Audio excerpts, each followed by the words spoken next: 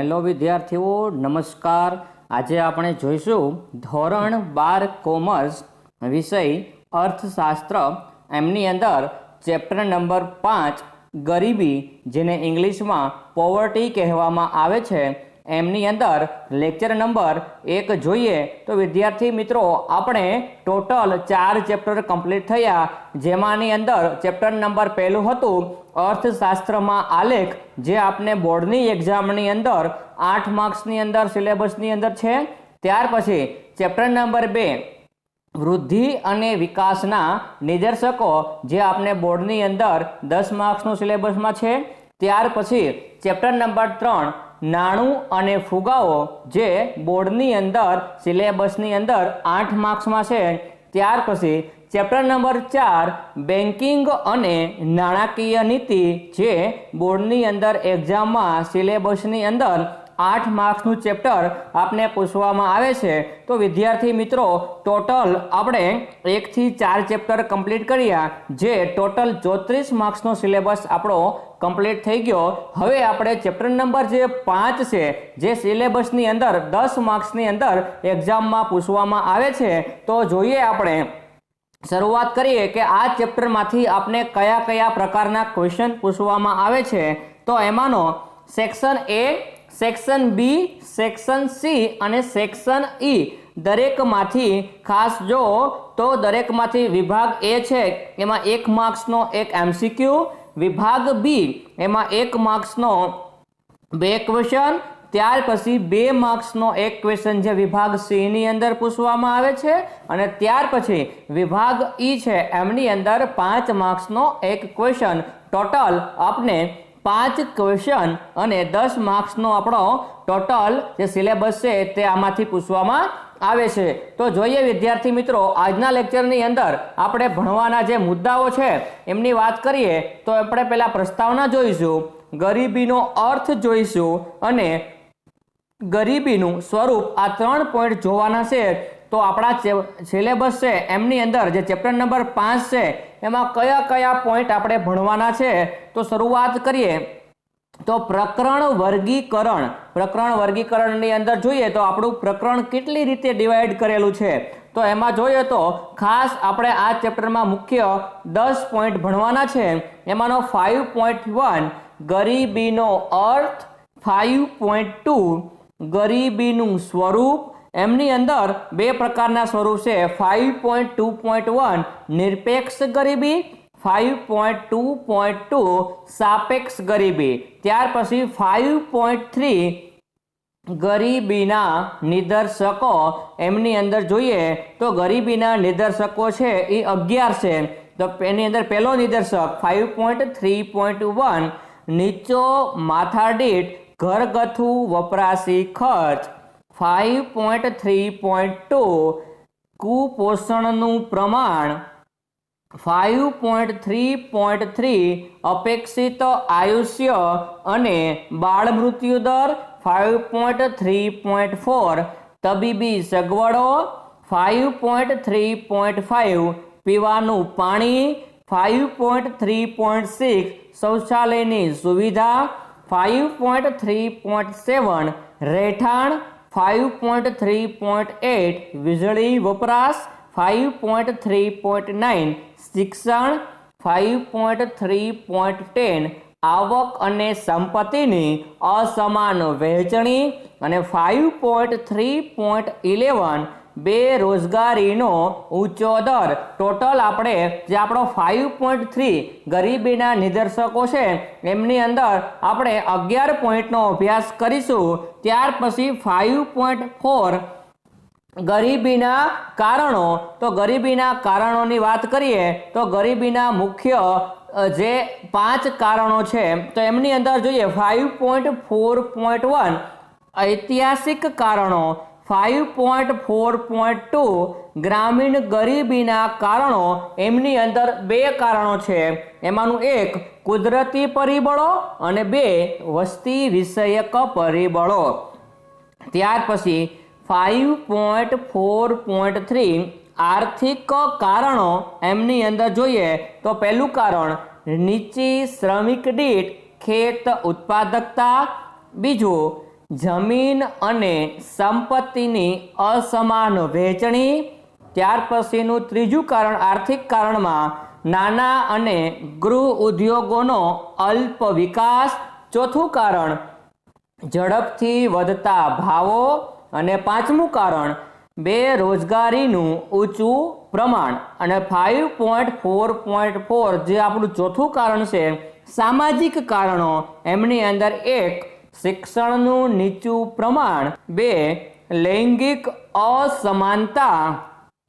5.4.5 જે આપણું પાંચમું કારણ.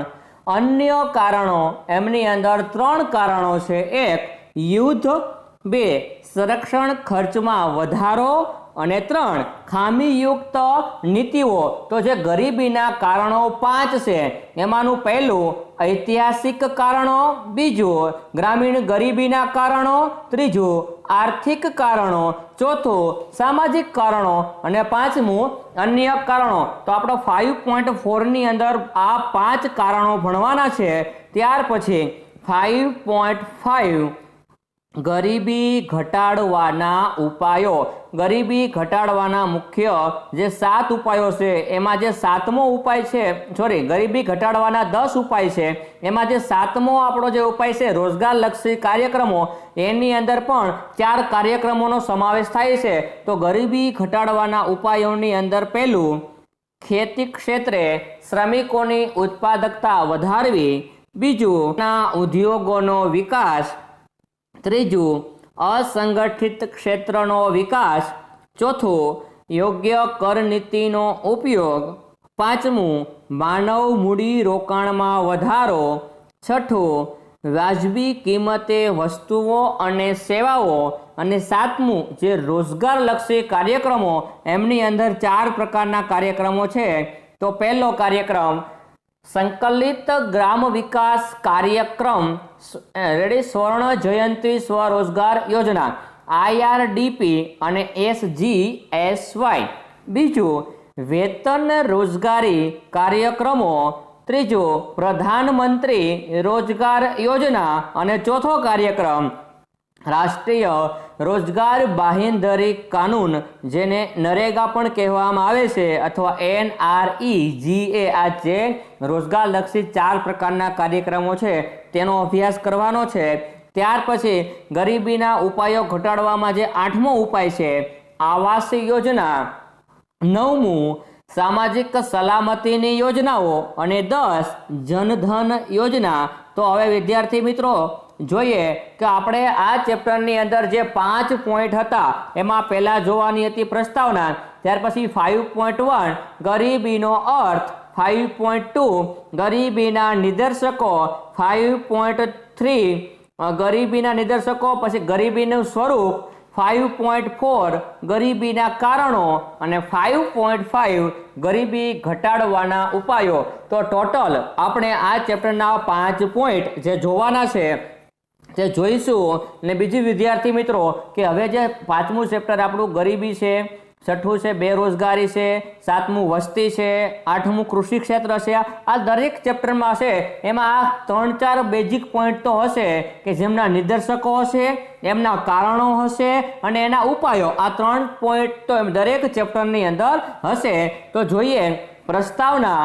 તો કે આજે તમે શરૂઆત કરી કે ગરીબી કોને કહેશે? તો ગરીબ આપણા મતે કેવું કહીએ કે આપણા કરતાં જે વ્યક્તિ પાસે પૈસા ઓછા હોય, આપણા કરતાં જે લોકોનું જીવન ધોરણ નીચું હોય, આપણા કરતાં જે લોકોની આવક ઓછી હોય, એને આપણે સામાન્ય રીતે શું કહેતા હોઈએ છીએ? ગરીબ કહીએ છીએ. પણ અર્થશાસ્ત્રની ભાષાની અંદર એના ચોક્કસ નીતિ નિયમોને આધીન ગરીબ કોને કહેવામાં આવે છે, કેવા પ્રકારના વ્યક્તિને કેવા ગરીબ કહેવામાં આવે છે, આવકની રીતે કોને ગરીબ કહેવામાં આવે છે, જીવન ધોરણની રીતે કોને ગરીબ કહેવામાં આવે છે. તો આપણે અર્થશાસ્ત્રની અંદર આપણે અલગ અલગ રીતે આપણે ગરીબીનું આપણે સ્વરૂપ, એના પ્રકારો, એના નિદર્શકો આપેલા છે. અને બીજી વસ્તુ કે ભારત દેશ હોય કે અમેરિકા જેવો વિકસિત દેશો હોય કે વિકસતા દેશો હોય, કોઈ પણ દેશો હોય, આવા દેશોની અંદર ગરીબી છે એ સૌથી હાર્ડમારી પરિસ્થિતિ છે. તો જોઈએ પ્રસ્તાવના કે દુનિયાના કોઈ પણ ભાગમાં ગરીબી દુનિયાના કોઈ પણ ભાગની સમૃદ્ધિ માટે જોખમરૂપ બની શકે છે. ગમે એવો દેશ સદ્ધર હોય, દુનિયાના કોઈ પણ દેશ જુઓ તમે, ઓલરેડી દુનિયાની અંદર લગભગ 200 થી 2 જેટલા દેશો છે અને દુનિયાની વસ્તી છે તો 750 કરોડ, એટલે આપણી ભાષામાં કહીએ તો 7 અબજ ઉપર આખા વિશ્વની વર્લ્ડની વસ્તી છે. તો કોઈ પણ દેશ હોય, ગમે એટલો સમૃદ્ધ હોય, પણ જે ગરીબી એની આવે છે તો એ ગરીબીના કારણે એ દેશ ઉપર જોખમ આવે છે. ત્યાર પછી ભારતમાં જો કોઈ સૌથી વધારે મોટો અને ગંભીર પ્રશ્ન હોય તો તે ગરીબીનો છે. ભારતમાં આયોજનની શરૂઆતથી જ ગરીબી નિવારણ માટે વિવિધ કાર્યક્રમો કરવામાં આવ્યા છે, પરંતુ આ દિશામાં અસરકારક પગલાં 5મી પંચવર્ષીય યોજનાથી લેવામાં આવ્યા છે.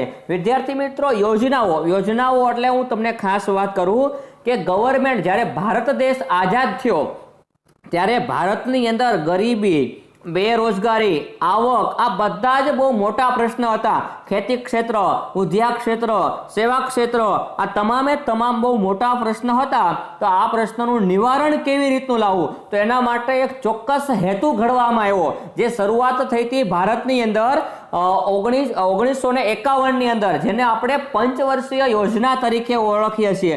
પંચ એટલે 5. જે 5 વર્ષનું જે ગવર્મેન્ટનો જે પ્લાનિંગ હોય એ 5 વર્ષની અંદર કયા ક્ષેત્રમાં કેટલું રોકાણ કરવું, કયા ક્ષેત્રમાં કેટલું રોકાણ કરીને કેટલી આવક મેળવવી, ત્યાર પછી કયા ક્ષેત્રમાં કેટલી નવી રોજગારીનું સર્જન કરવું, આ બધા જ ગવર્મેન્ટને આ 5 વર્ષની જે પંચવર્ષીય યોજના હોય એમની અંદર એમણે પ્લાનિંગ નક્કી કરેલ હોય. તો ભારતની અંદર સૌની પહેલા જે જવાહરલાલ નહેરુ ભારતના વડાપ્રધાન હતા ત્યારની વાત કરું છું કે 1951 થી 1956 ની અંદર ભારતમાં પહેલી પંચવર્ષીય યોજનાની શરૂઆત થઈ, જે જવાહરલાલ નહેરુના વડાપ્રધાન હતા એના અંડરમાં. ત્યારે પહેલી પંચવર્ષીય યોજના 1951 થી 1956 ની અંદર. અત્યારે ભારતની અંદર જો પંચવર્ષીય યોજના હોય તો ભારતની અંદર આજે 13મી પંચવર્ષીય યોજના જે છે 2017 થી 2022. અને આપને આની અંદર શું કીધું છે કે કોઈ અસરકારક પગલાં નિવારવા માટે ભારતની અંદર જો શરૂઆત થઈ હોય, દેશનો વિકાસ કરવાની જો વધારે ઝડપ આવી હોય તો ક્યારે, તો કે 5મી પંચવર્ષીય યોજનાની અંદર. ત્યારે 5મી પંચવર્ષીય યોજના હતી 1966 થી 1969, જે 5મી પંચવર્ષીય યોજના હતી. અને આ યોજનાની અંદર ખાસ કરીને એક હરિયાળી ક્રાંતિની શરૂઆત થઈ હતી, કારણ કે ભારત છે એ ખેતી પ્રધાન દેશ છે. તો ખેતી પ્રધાન દેશની અંદર ભારતની અંદર જે કૃષિ ક્ષેત્રે નવા બિયારણો આવ્યા, રાસાયણિક ખાતરો, અદ્યતન યોજારો, નવી ટેકનોલોજી, આ બધાનો ધીમે ધીમે જે વિકાસ થયો. અને ત્યારે એવું કીધું કે 1965 ની અંદર ભારતની અંદર હરિયાળી ક્રાંતિની શરૂઆત થઈ. તો આ હરિયાળી ક્રાંતિ છે એ કેટલામી, જ્યારે 4થી પંચવર્ષીય યોજના પૂરી થતી હતી અને 5મી પંચવર્ષીય યોજના શરૂ થતી હતી ત્યારે હરિયાળી ક્રાંતિ ભારતની અંદર આવી. અને આપણી આગળની જે પંચવર્ષીય યોજના પૂરી થઈ એનો પ્લાનિંગ હતો 2012 થી 2017. તો આવી અલગ પ્રકારની ભારતની અંદર ટોટલ 12 પંચવર્ષીય યોજના છે એ પૂરી થઈ. અને જે 13મી અત્યારે પંચવર્ષીય યોજના 2017 થી 2022, જે 5 વર્ષનો સમયગાળો છે એમાં અત્યારે ચાલે છે. તો આ પંચવર્ષીય યોજના વિશે વિદ્યાર્થી મિત્રો તમને થોડો ઘણો પણ ખ્યાલ આવવો જોઈએ. ત્યાર પછી આ યોજના બાદ ગરીબી નાબૂદ કરવા વિવિધ કાર્યક્રમો હાથ ધરવામાં આવ્યા. જે 1966 ની વાત કરે છે કે 5મી પંચવર્ષીય યોજના આવી, એમાં એને દરેક યોજના હોય એનો પ્લાનિંગ હોય, એનો મુખ્ય એઇમ હોય કે આ યોજનાની અંદર મુખ્ય કઈ વસ્તુ થવી જોઈએ. તો જે 5મી યોજના હતી એનો મુખ્ય શું એઇમ હતો કે ખાસ કરીને ગરીબી નાબૂદ કરવી. જે આ 5 વર્ષનો 1966 થી 1969 સુધીની જે પંચવર્ષીય યોજના છે એમની અંદર ખાસ ગરીબી દૂર કરવાની ભારતની અંદર એ મુખ્ય એમનો ટાર્ગેટ હતો. ત્યાર પછી ગરીબી એ કુદરતી ઘટના નથી, પરંતુ માનવ સર્જિત પ્રક્રિયા છે. ભારતમાં ગરીબીની સમસ્યા અનેક આર્થિક અને સામાજિક પાસા ધરાવે છે। શું કીધું? ગરીબી કોઈ માણસ જન્મો છે અથવા કોઈ કુદરતી પ્રક્રિયા નથી, એ માનવ દ્વારા થયેલી વસ્તુ છે, માનવ સર્જિત પ્રક્રિયા છે ગરીબી। કોઈ તમે વ્યક્તિ છો, તમારા ઘરની આજે આવક સારી હોય પણ તમે સાવ બેઠા રહેજો 10-15 વર્ષ સુધી કાંઈ કામ ન કરો તો એક સમય તમારો પણ એવો આવે કે તમે પણ ગરીબી રેખાની છે આવી જતા હોય છો। એટલે ગરીબી છે એ માનવ સર્જિત પ્રક્રિયા છે, એટલે કે માનવ આધારિત થયેલી પ્રક્રિયા એ ગરીબી છે। ત્યાર પછી જીવનની પ્રાથમિક જરૂરિયાતની વસ્તુ કે સેવાની પ્રાપ્તિના અભાવની સ્થિતિને ગરીબી કહે છે। 1 માર્ક્સની અંદર આપને ક્વેશ્ચન આવે કે ગરીબી કોને કહે છે, તો કે જીવનની પ્રાથમિક જરૂરિયાતની વસ્તુ કે સેવાની પ્રાપ્તિના અભાવની સ્થિતિ। વ્યક્તિને પ્રાથમિક જરૂરિયાતો, આજે તમારી અને મારી જો પ્રાથમિક જરૂરિયાતો હોય તો રોટી, કપડાં અને મકાન, આ 3 વસ્તુ છે એ પ્રાથમિક જરૂરિયાતો છે। તો કે જીવનની પ્રાથમિક જરૂરિયાતની વસ્તુ કે સેવાની પ્રાપ્તિના અભાવની સ્થિતિ એટલે હું કે એની પાસે હોતું નથી, એને અભાવ કહેવાય। તમારી પાસે જે વસ્તુ નથી હોતી એ વસ્તુ તમારી પાસે અભાવ છે, એ વસ્તુનો તમારી પાસે અભાવ છે, એ વસ્તુ તમારી પાસે નથી। તો જે પ્રાથમિક જરૂરિયાતો લોકો પાસે રોટી, કપડાં અને મકાન આવી જે વસ્તુ નથી એની પાસે નથી, તો આવા લોકોને શું કહેવામાં આવે છે? ગરીબ કહે છે। તો વિદ્યાર્થી મિત્રો, આપણે પ્રસ્તાવનાની અંદર થોડીક ચર્ચા કરી કે કોઈ પણ દેશ હોય એની મુખ્ય સમસ્યા હોય તો ગરીબી છે। ભારતની અંદર ગરીબી નિવારણ માટેની જે યોજના 5મી પંચવર્ષીય યોજના છે એની અંદર પ્લાનિંગ કરવામાં આવ્યો હતો અને ત્યાર પછી આપણે એક ગરીબી છે એમની 1 માર્ક્સની અંદર આપણે એમની વ્યાખ્યા આપેલી છે।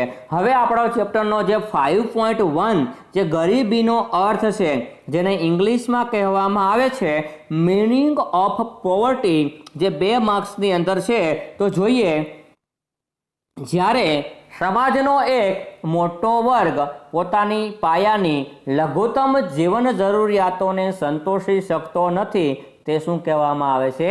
ગરીબ। આજે આપણી જેવા અનેક લોકો છે, ઘણા લોકો આપણે જોઈએ છીએ કે જે ગરીબ છે, સમાજનો એક મોટો વર્ગ જે પાયાની જરૂરિયાતો, ખાવા પીવાની વસ્તુઓ છે, કપડાં છે, મકાન છે, આ પાયાની જે પ્રાથમિક જરૂરિયાતો પણ સંતોષી નથી શકતો, આવો એક સમાજનો મોટો વર્ગ છે, એને આપણે શું કહીએ છીએ? ગરીબ કહીએ છીએ।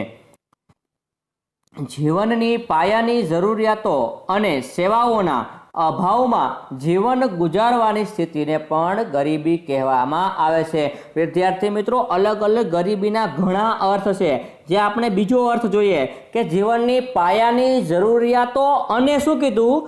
સેવાઓના અભાવમાં। સેવાઓનો અભાવ એટલે હું કે વ્યક્તિને કામ ધંધો, નોકરી ધંધો ન મળતો હોય તો એ સેવા છે, તો એ સેવાઓના અભાવમાં જે જીવન ગુજારવાની સ્થિતિ છે, જે કામ ધંધો નથી મળતો અને પ્રાથમિક ચીજ વસ્તુઓ નથી મળતી અને પોતે જીવન જીવે છે, તો આવી સ્થિતિ જેવા લોકો જીવતા હોય આને શું કહેવામાં આવે છે? ગરીબ કહેવામાં આવે છે। ત્યાર પછી જો સમાજનો આ મોટો વર્ગ ન્યૂનતમ જીવન ધોરણથી પણ નીચું જીવન ધોરણ ધરાવતો હોય ત્યારે સમાજમાં વ્યાપક ગરીબી છે એમ કહેવામાં આવે છે। શું કીધું? વ્યાપક ગરીબીની વ્યાખ્યા કેવી છે? ગરીબી તો છે, ગરીબીથી પણ નીચેનું જે જીવન ધોરણ જીવતા હોય, ધારો કે ગવર્મેન્ટે નક્કી કર્યું હોય કે ભાઈ કોઈ વ્યક્તિ મહિનાની અંદર 1000 રૂપિયા કમાતો હોય એને આપણે ગરીબ કહીએ, પણ 1000 થી ઓછા 200, 300 કે 500 અથવા સાવ પણ કામ ન મળતું હોય તો આવા લોકોને કેવા ગરીબ કહેવામાં આવે છે? વ્યાપક ગરીબ। આપને પૂછે કે વ્યાપક ગરીબી એટલે શું, તો લખવાનું કે સમાજનો મોટો વર્ગ ન્યૂનતમ જીવન ધોરણથી પણ નીચું જીવન ધોરણ જીવતો હોય ત્યારે સમાજમાં વ્યાપક ગરીબી છે એમ કહેવામાં આવે છે। ગરીબી એ કેવી સ્થિતિ છે? અભાવની સ્થિતિ છે। આપણે 1 માર્ક્સની અંદર ક્વેશ્ચન આવે અથવા એમસીક્યુમાં આવે કે ગરીબી એ કેવી સ્થિતિ છે, તો ગરીબી એ અભાવની સ્થિતિ છે। ગરીબી એ ગુણાત્મક ખ્યાલ છે, તેથી તેની વ્યાખ્યા કરવી ખૂબ જ મુશ્કેલ છે। ભારતમાં ગરીબીને જીવન ધોરણમાં લઘુત્તમ સ્તર તરીકે નક્કી કરવામાં આવ્યું છે। શું કીધું? ગરીબી એ કેવો ખ્યાલ છે, તો ગરીબી એ ગુણાત્મક ખ્યાલ છે। ગરીબી એ કેવી સ્થિતિ છે, તો ગરીબી એ અભાવની સ્થિતિ છે, એ ખાસ ધ્યાન રાખજો। તો ગરીબી એ ગુણાત્મક ખ્યાલ છે, તેથી શું કીધું કે તેની વ્યાખ્યા કરવી ખૂબ જ મુશ્કેલ છે, પણ ભારતમાં ગરીબીના જીવન ધોરણમાં લઘુત્તમ સ્તર નક્કી કરવામાં આવેલા છે કે ભારતને કોને ગરીબ કહેવાય, કોને ગરીબ ન કહેવાય, કોને વ્યાપક એટલે વધારે ગરીબ કહેવાય. તો આવા ભારતની અંદર ગરીબી માટેના જે જીવન ધોરણો છે એ પણ નક્કી કરવામાં આવ્યા છે.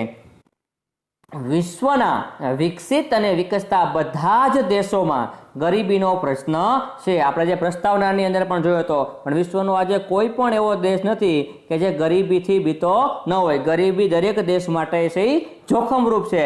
તો વિશ્વના વિકસિત અને વિકસતા અમેરિકા છે, નોર્વે છે, જાપાન છે, કેનેડા છે, આવા બધા કહેવાય વિકસિત દેશો. અને ભારત છે, પાકિસ્તાન છે, શ્રીલંકા છે, આવા દેશોને કહેવામાં આવે છે વિકસતા દેશો. તો કે વિશ્વના વિકસિત અને વિકસતા બધા જ દેશોમાં ગરીબીનો પ્રશ્ન છે. ભારત હોય તો ભલે અને અમેરિકા હોય તો પણ ભલે, દરેક દેશની અંદર ગરીબી છે એ મોટામાં મોટો પ્રશ્ન છે. ગરીબી એક સાપેક્ષ ખ્યાલ છે.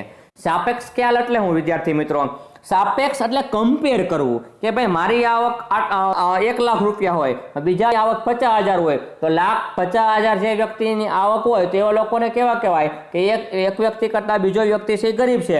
બી વ્યક્તિની આવક 50,000 છે ને એની કરતા કોઈ બીજો વ્યક્તિ, ત્રીજો વ્યક્તિ, તો એની આવક 10,000, તો કે 1 લાખ કરતા 50,000 ઓછા અને 50,000 કરતા 10,000 વાળો વ્યક્તિ છે એ ગરીબ કહેવામાં આવે છે. તો ગરીબ છે એ સાપેક્ષ ખ્યાલ છે, કમ્પેર કરવાનો ખ્યાલ છે, એકબીજા સાથે કમ્પેર કરે છે આપણે.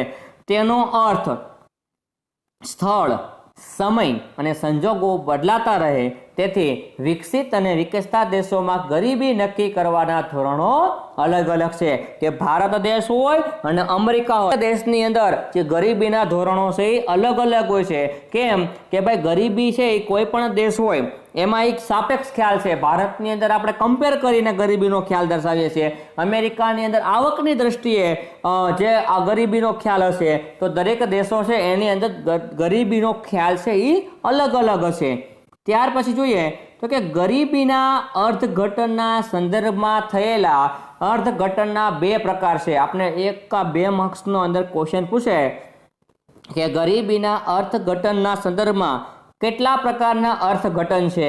તો ગરીબીના અર્થઘટનના સંદર્ભની અંદર ગરીબી છે એમની અંદર મુખ્ય જે 2 પ્રકાર છે, એમાં પહેલું છે ગરીબીનો પરંપરાગત અર્થ અથવા આવક ગરીબી, અને બીજું છે ગરીબીનો આધુનિક અર્થ અથવા બિન આવક ગરીબી. આપણે 2 પોઈન્ટ છે, એક ગરીબીનો પરંપરાગત અર્થ અથવા આવક ગરીબી, અને બીજું ગરીબીનો આધુનિક અર્થ અથવા બિન આવક ગરીબી. પરંપરાગત એટલે શું વિદ્યાર્થી મિત્રો? પરંપરાગત એટલે વર્ષો જૂનું, એને કહેવાય ટ્રેડિશનલ. વર્ષો જૂનું જે અર્થ કાઢવામાં આવે છે એને પરંપરાગત અર્થ અથવા શું કીધું, આવકની દ્રષ્ટિએ વર્ષો થયા જે ગરીબીનો અર્થ આવકની રીતે કાઢવામાં આવે છે, પરંપરાગત રીતે કાઢવામાં આવે છે એ. અને બીજું ગરીબીનો આધુનિક અર્થ અથવા બિન આવક ગરીબી. આધુનિક અર્થ એટલે કે આજના સમયની અંદર ગરીબ કોને કહેવામાં આવે છે, આવક સિવાયની વાતને ધ્યાનમાં લઈને ગરીબ કોને કહેવામાં આવે છે. તો આ બંને છે. તો જોઈએ પહેલું ગરીબીનો પરંપરાગત અર્થ. આપણે 1 અથવા 2 માર્ક્સની અંદર પૂછે કે ગરીબીનો પરંપરાગત અર્થ જણાવો. તો જોઈએ, જીવન જરૂરી ચીજ વસ્તુઓ અને સેવાઓને ખરીદવા માટે નક્કી કરવામાં આવેલ આવક કે ખર્ચની લઘુત્તમ સપાટીથી ઓછી આવક ધરાવનાર વર્ગ ગરીબ કહેવાય છે. આમ ગરીબી એ કેવી છે? અભાવની સ્થિતિ છે.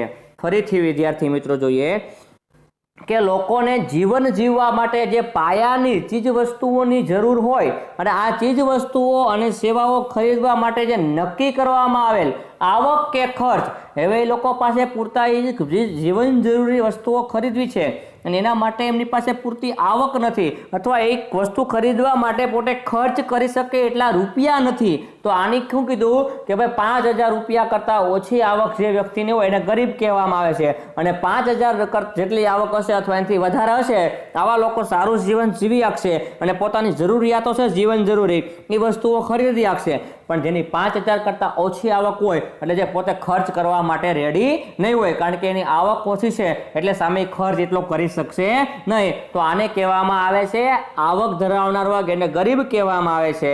અથવા શું કહેવાય, આમ ગરીબી એ કેવી સ્થિતિ છે? અભાવની સ્થિતિ. તમારી પાસે વસ્તુ નથી અને તમારે ખરીદવી છે, પણ તમારી પાસે પૈસા જ ન હોય તો તમારી પાસે વસ્તુ નથી, તો તમારી પાસે વસ્તુનો શું કહેવામાં આવે છે? અભાવ છે, એવું કહેવામાં આવે છે. ગરીબીનો આધુનિક અર્થ અથવા બિનઆવક ગરીબી. બીજો આપણો અર્થ જોયો અર્થઘટનના સંદર્ભમાં. બીજું અર્થઘટન, પેલું અર્થઘટન કયું હતું? ગરીબીનો પરંપરાગત અર્થ. અને બીજું અર્થઘટન શું છે? ગરીબીનો આધુનિક અર્થ અથવા શું કીધું છે એને? બિનઆવક ગરીબી. તો લઘુત્તમ સરેરાશ જીવન ધોરણ માટે જરૂરી ખોરાક ઉપરાંત અન્ય પાયાની સગવડો જેવી કે કપડાં, રહેઠાણ, આરોગ્ય, શિક્ષણ, સ્વચ્છતા, પીવાનું સ્વચ્છ પાણી વગેરેનો સમાવેશ થાય છે. ગરીબીના આ આધુનિક અભિગમને બિનઆવક ગરીબી કહેવામાં આવે છે, એવું કીધું છે. પહેલાની અંદર આપણે આવકને કમ્પેર કરી હતી કે ભાઈ 5,000 કરતાં ઓછી આવક હોય ને ગરીબ કહેવાય. આમાં શું કીધું? આવક તો સમજ્યા, એની સાથે તમારા કપડાં, તમારું રહેઠાણ, તમારું આરોગ્ય સારું છે કે નથી, તમારી પાસે શિક્ષણ છે કે નથી, તમારી પાસે સ્વચ્છતા છે, તમારી પાસે ચોખ્ખું પીવાનું પાણી છે કે નથી. આ બધી જ વસ્તુઓનો સમાવેશ કરવામાં આવકને ધ્યાનમાં લેતા નથી. આ તમારી સગવડોને ધ્યાનમાં લીધી છે. આ તમામ પ્રકારની સગવડો છે કે નથી? જો આ તમામ પ્રકારની સગવડો નહીં હોય તો આવા વ્યક્તિને પણ ગરીબ કહેવામાં આવે છે. પણ આને શું કીધું છે? આધુનિક સમયના અર્થ પ્રમાણે અથવા બિનઆવક ગરીબી કહેવામાં આવે છે. તો આપણો 5.1 હતો ગરીબીનો અર્થ. તેમની અંદર આપણે અલગ અલગ પ્રકારની વ્યાખ્યા જોઈ અને ગરીબીનું અર્થઘટન જે બે રીતે થતું હતું, પરંપરાગત અને આધુનિક રીતે, એ બંનેની અંદર આપણે 2-3 પોઈન્ટ ડિટેલમાં જોયા. હવે આપણો 5.2 જે ગરીબીનું સ્વરૂપ છે એમની વાત કરીએ તો કે ગરીબીનું સ્વરૂપ સમજાવો આપને પૂછે, અથવા એને ઇંગ્લિશમાં એવું કીધું છે નેચર ઓફ પોવર્ટી, અને ગરીબીનું સ્વરૂપ છે એ આપને પૂછે તો આપણે 5 માર્ક્સની અંદર કેવી રીતનો ક્વેશ્ચન આવે? તો પહેલું, ગરીબીનું સ્વરૂપ સમજાવો. બીજી રીતે, નિરપેક્ષ ગરીબી અને સાપેક્ષ ગરીબીનો ખ્યાલ સમજાવો.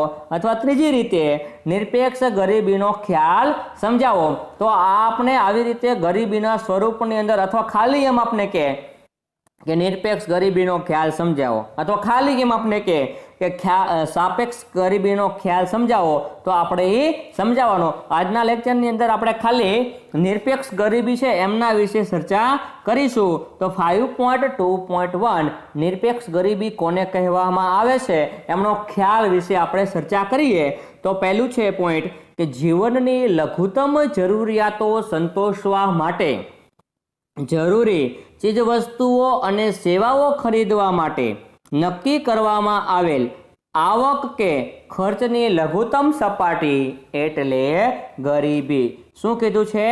કે જીવનની લઘુત્તમ જરૂરિયાતો સંતોષવા માટે, એટલે કે જે હાઈફાઈ કરોડપતિ લોકો જે જીવન જીવે છે એવું નહીં, પણ મારે સામાન્ય આજે જીવન જીવવું હોય તો મારે કેટલી વસ્તુની જરૂર પડે.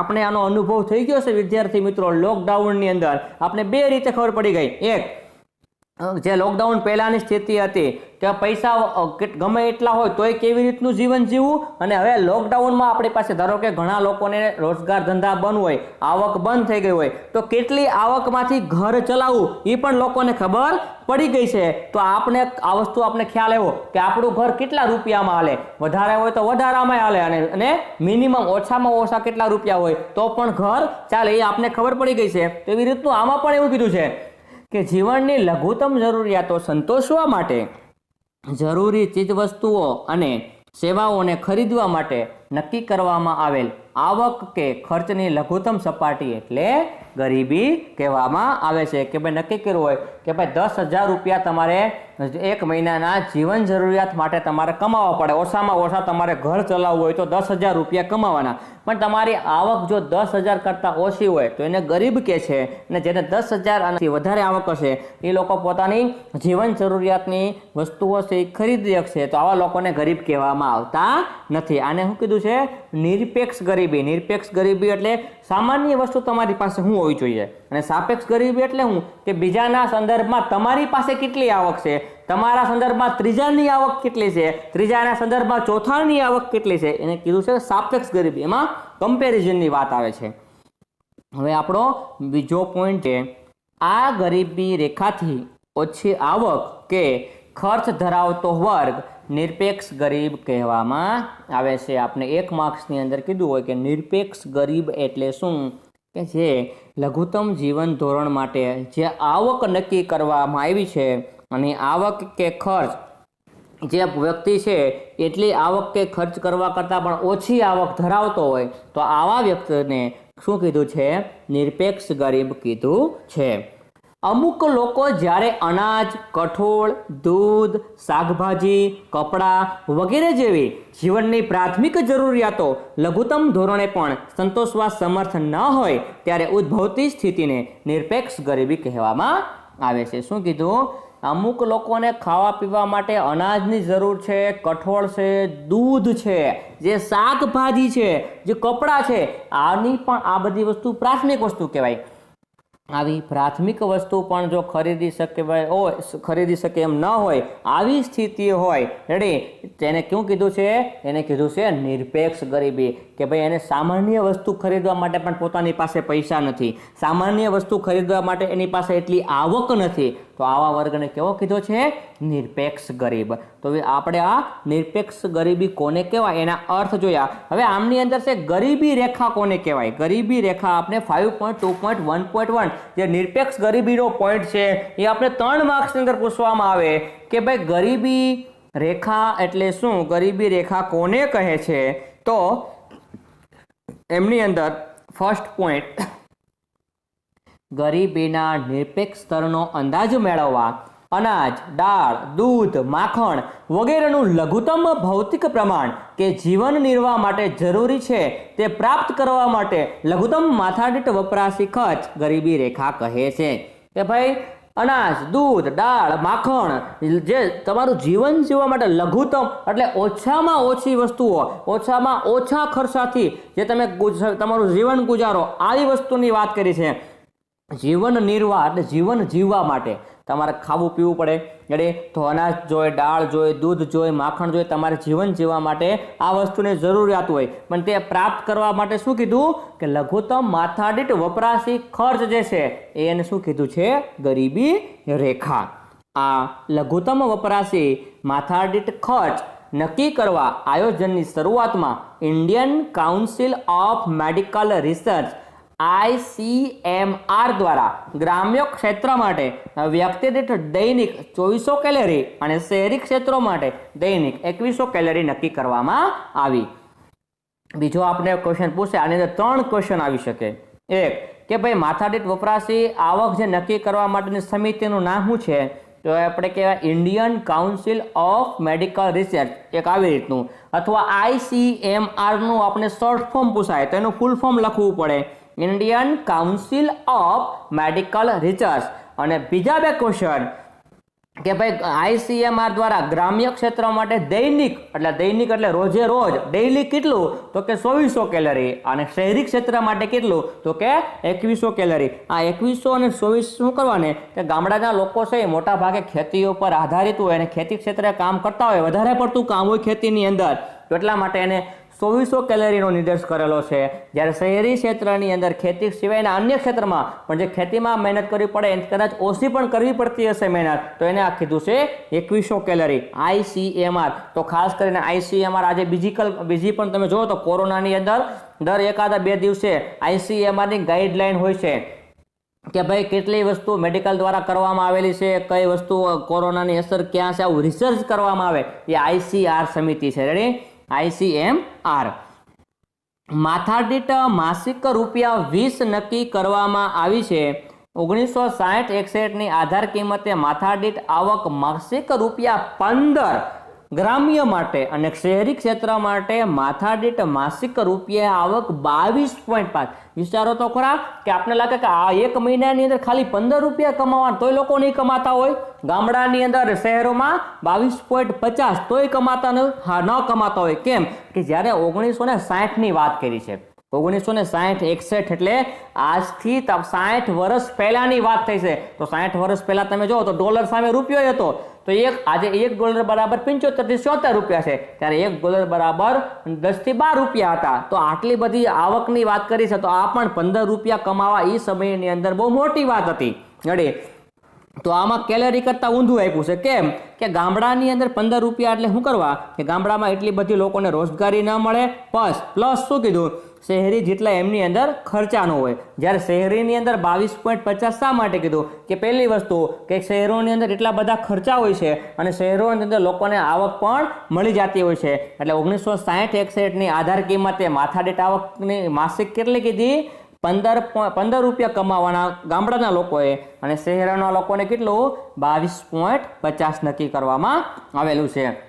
જે IMCR દૈનિક કેલરી ગામડાના લોકો માટે 2400 કેલરી, શહેરના લોકો માટે 2100 કેલરી। આવકની વાત કરીએ તો ગામડામાં 15 રૂપિયા અને શહેરોની અંદર 22.50। ગરીબી રેખાના ખ્યાલને ગતિશીલ બનાવવા જીવનની ગુણવત્તાનું લઘુત્તમ સ્તર નક્કી કરવું જોઈએ, અને તે માટે જરૂરી સગવડો જેવી કે પૌષ્ટિક આહાર, સંતુલિત આહાર, સ્વાસ્થ્ય, વીજળી, રસોઈનું ઈંધણ એટલે આપણે ગેસ છે, બળતણ છે, કોઈ પણ એને ઈંધણ કહેવામાં આવે છે, કપડાં, શિક્ષણ પાછળ ખર્ચ, રહેઠાણ વગેરે બાબતોનો સમાવેશ થવો જોઈએ। શું આપણે 1 માર્ક્સની અંદર અથવા બીજો પણ આમાંથી એક ક્વેશ્ચન આવી શકે કે ગરીબી રેખાનો ખ્યાલ જે છે એને ગતિશીલ બનાવવા માટે લઘુત્તમ સ્તર જે નક્કી કર્યું છે એમાં કઈ કઈ વસ્તુની વાત કરેલી છે, તો કે પૌષ્ટિક આહાર, સંતુલિત આહાર, પૌષ્ટિક એટલે તમારા પોષક તત્વોને મળી રહે એવો આહાર, સંતુલિત એટલે સપ્રમાણમાં હોય એવો આહાર, સ્વાસ્થ્ય વ્યક્તિને લોકોનું સારું હોવું જોઈએ, વીજળીની સગવડ મળી જોઈએ, ત્યાર પછી રસોઈનું ઈંધણ, કપડાં, શિક્ષણ પાછળ જે ખર્ચ કરી એ ખર્ચ પણ થઈ જવો જોઈએ। આ બધી જ બાબતોનો સમાવેશ કરવામાં આવ્યો છે। કે એની અંદર જે ગરીબીનું લઘુત્તમ સ્તર નક્કી કરવામાં આવ્યું ને એની અંદર કઈ કઈ બાબતો પૂછે, કઈ કઈ બાબતનો સમાવેશ કરવામાં આવ્યો છે, તો આપણે આટલી વસ્તુ લખવી પડે। કઈ પૌષ્ટિક આહાર, સંતુલિત આહાર, સ્વાસ્થ્ય, વીજળી, રસોઈનું ઈંધણ, કપડાં અને શિક્ષણ। ત્યાર પછી આંતરરાષ્ટ્રીય સ્તરે નિરપેક્ષ ગરીબી નક્કી કરવામાં ગરીબી રેખા સામાન્ય રીતે કોઈ એક વર્ષ દરમિયાન સરેરાશ પુખ્ત વયના વ્યક્તિ દ્વારા વપરાશમાં લેવાતા બધા જ જરૂરી સંસાધનો માટેના ખર્ચ દ્વારા નક્કી કરવામાં આવે છે। શું કીધું, આંતરરાષ્ટ્રીય સ્તરે નિરપેક્ષ ગરીબી નક્કી કરવા માટે ગરીબી રેખા સામાન્ય રીતે કોઈ એક વર્ષ દરમિયાન સરેરાશ પુખ્ત વયના વ્યક્તિ દ્વારા વપરાશમાં લેવાતા બધા જ જરૂરી સંસાધનો માટેનો ખર્ચ દ્વારા નક્કી કરવામાં આંતરરાષ્ટ્રીય ધોરણ ઉપર જોઈએ તો લોકોની ઉંમર નક્કી કરવામાં આવે છે, અને એ ઉંમરને આધારે લોકોને આવક મેળવવા માટેના કયા કયા સાધનો અને સંસાધનો હોય છે એ વ્યક્તિને પૂરું પડે છે કે નથી પડતું। જો ન પડતું હોય તો આવા લોકોને બીજા દેશની સાથે આ વ્યક્તિને નિરપેક્ષ ગરીબ કહેવામાં આવે છે। વર્ષ 2011-12 માટે માસિક માથાદીઠ વપરાશી ખર્ચ ગ્રામીણ ક્ષેત્રો માટે 816 અને શહેરી ક્ષેત્રો માટે 1000 ગરીબી રેખા તરીકે નક્કી કરવામાં આવ્યું છે। કેની વાત કરી છે, 2011 અને 12 ની અંદર કે વ્યક્તિનો માથાદીઠ ખર્ચ કેટલો છે ગામડાના લોકોનું, તો કે એના માટે 816 રૂપિયા, શહેરના લોકો માટે 1000 રૂપિયા। એટલે આટલી આવક તો મિનિમમ વ્યક્તિની હોવી જોઈએ। ગામડાના લોકોની મહિને 816 રૂપિયા અને શહેરી લોકો માટે 1000 રૂપિયા। જો આનાથી ઓછી આવક હોય તો આને શું કીધું છે, એની અંદર ગરીબ કીધું છે। તો વિદ્યાર્થી મિત્રો, ગામડા અને શહેરી માટેના 3 ક્વેશ્ચન ગયા। એક ગયું 1960-61 કેટલી આવક કીધી હતી, ગામડાના લોકો માટે 15 રૂપિયા અને શહેરના લોકો માટે 22.50। પછી કીધું તું કેલેરી કેટલી જોઈ, ગામડાના લોકો માટે 2400 અને શહેરના લોકો માટે 2100। ત્યાર પછી નવી ગાઈડલાઈન પ્રમાણે 2011-12 ની અંદર વાત કરી છે, તો 11-12 ની અંદર ગામડામાં 816 અને શહેરની અંદર 1000, જે મહિને તમારો ખર્ચ કરવા માટે એટલા રૂપિયા હોવા જોઈએ। વિશ્વ બેંક દ્વારા વર્ષ 2015માં સમ ખરીદ શક્તિના આધારે દૈનિક $1.90 નક્કી કરવામાં આવી છે। વિશ્વ બેંકના દ્વારા ક્યારે, 2015માં જે સમ ખરીદ શક્તિ એટલે શું વિદ્યાર્થી મિત્રો, એક્ઝામ્પલ તરીકે મારે કોઈ વસ્તુ લેવા માટે 1 યુનિટ લેવા માટે મારે આજે 60 રૂપિયા આપવા પડે છે. કેટલા રૂપિયા? 60 રૂપિયા. જ્યારે અમેરિકાની અંદર એ 1 યુનિટ ખરીદવા માટે $1 આપવો પડે. તો હું જે ડોલરમાં જે વસ્તુ કમ્પેર કરું તો 60 રૂપિયા $1 આપવાનો, રૂપિયામાં કન્વર્ટ કરી તો 60 રૂપિયા. તો આ એક જે આંતરરાષ્ટ્રીય સ્તરે આવું એક સમખરીદ શક્તિને નક્કી કરેલું હોય તો દૈનિક કેટલું કીધું હતું? $1.90 કે ભાઈ આટલી તો દરેક લોકોની પર ડે $1.90. ધારો કે 2015ની અંદર $1 બરાબર ધારો કે 50 રૂપિયા હશે તો વ્યક્તિએ કેટલા રૂપિયા દરરોજના કમાવાના? તો મિનિમમ 90 થી 100 રૂપિયા કમાવાના. આ સમખરીદ શક્તિના માપદંડને આધારે રૂપિયામાં ગણતરી કરો તો, અને ડોલરમાં હોય તો $1.90. ખાસ કરીને પાછળ સાઇન છે એ ખાસ ધ્યાનમાં રાખવી.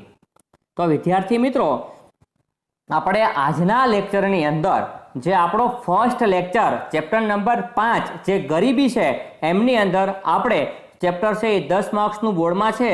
તો આજના લેક્ચરની અંદર આપણે પ્રસ્તાવના જોઈ, ત્યાર પછી આપણે એક બીજો પોઈન્ટ જોયો ગરીબીનો અર્થ, અને ત્રીજો જે પોઈન્ટ છે એ ગરીબીનું સ્વરૂપ. તો ગરીબીનું સ્વરૂપ આજે આપણે ખાલી એક જ સ્વરૂપ જોયું છે, નિરપેક્ષ ગરીબી.